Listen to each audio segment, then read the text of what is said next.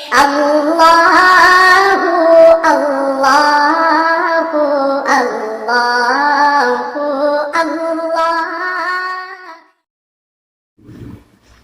اعوذ باللہ من الشیطان الرجیم. بسم اللہ الرحمن الرحیم. السلام علیکم ورحمۃ اللہ وبرکاتہ. میں ہوں آپ کا دوست عماد علی اور آپ دیکھ رہے ہیں ہمارے دنیا ولاگز. میں اللہ تعالیٰ سے امید کرتا ہوں کہ آپ سب دوست ٹھیک ٹھاک ہوں گے, خیر خیریت ہوں گے. دوستو, آج میں آپ کے لیے لے کر آیا ہوں حضرت ابو ذر غفاری کا قبول اسلام.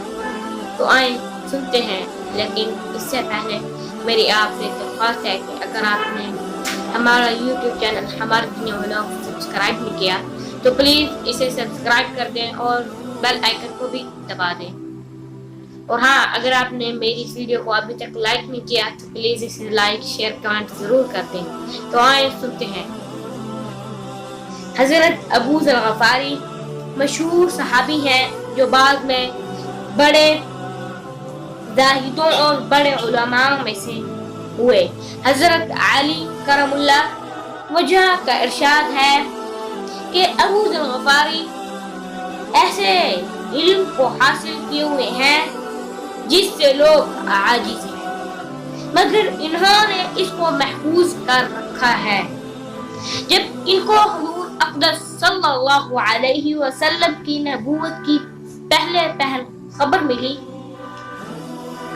تو انہوں نے اپنے بھائی کو حالات کی تحقیق کے واسطے مکہ بھیجا کہ جو شخص دعویٰ کرتا ہے کہ میرے پاس وحی نازل ہوتی ہے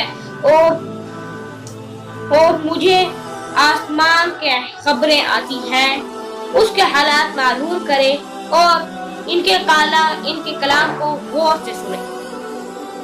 وہ مکہ مکرمہ آئے اور حالات معلوم کرنے کے بعد اپنے بھائی سے جا کر کہا کہ ان کو اچھی عادتوں اور عمدہ اخلاق کا حکم کرتے ہوئے دیکھا اور ایک ایسا کلام سنا جو نہ کہ شعر ہے اور نہ ہی کہانیوں کا کلام ہے. حضرت ابو ذر غفاری کی اس مجمل بات سے دلچسپی نہ ہوئی تو خود سامنے سفر کیا اور مکہ پہنچائے اور سیدھے مسجد الحرام میں گئے.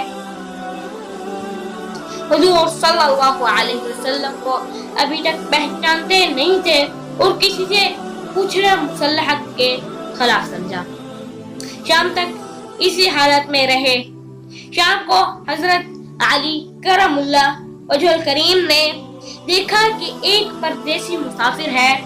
مسافروں کی, غریبوں کی, پردیسیوں کی خبریں اور ان کی ضرورتوں کا پورا کرنا حضرت علی کرم اللہ وجہ الکریم کی گھٹنی میں پڑا ہوا تھا. اسی لیے ان کو اپنے گھر لے آئے, میزبانی فرمائی, لیکن اس سے پوچھنے کی ضرورت نہ سمجھی کہ وہ کون ہے, کیا کرنے آیا ہے. مسافر نے بھی کچھ ظاہر نہ کیا.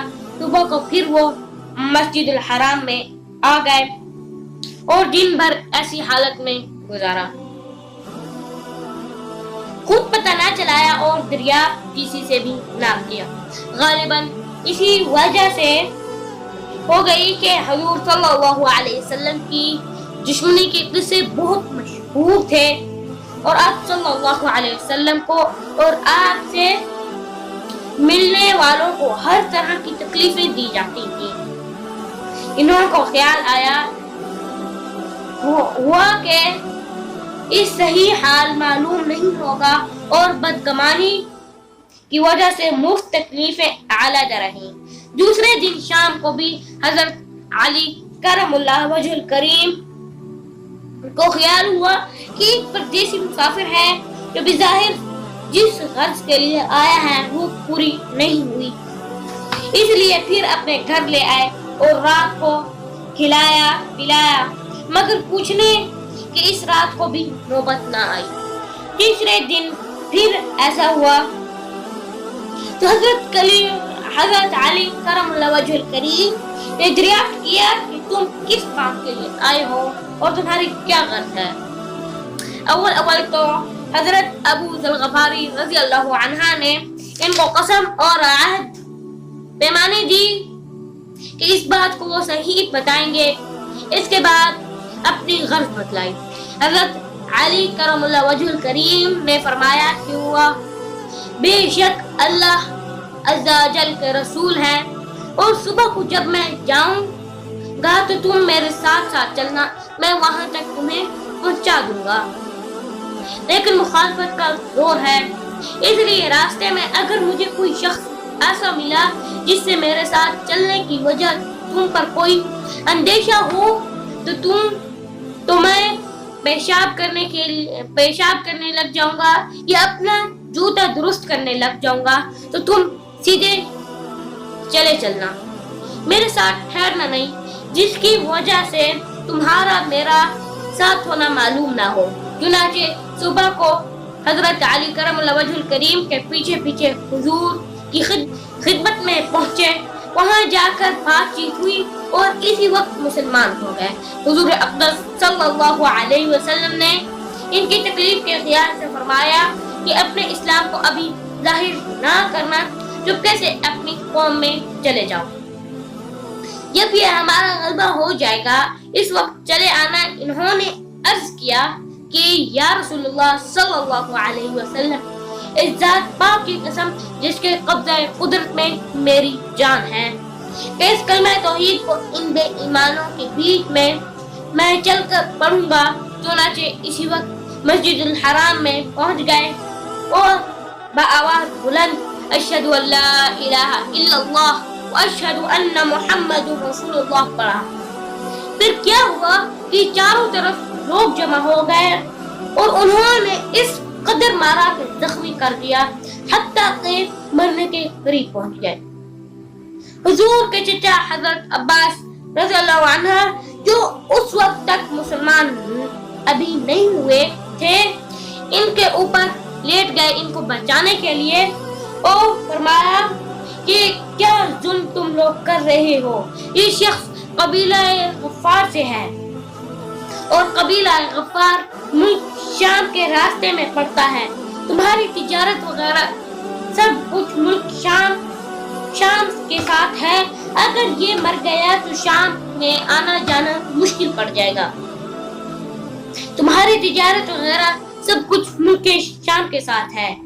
اگر یہ مر گیا تو شام آنا جانا بند ہو جائے گا.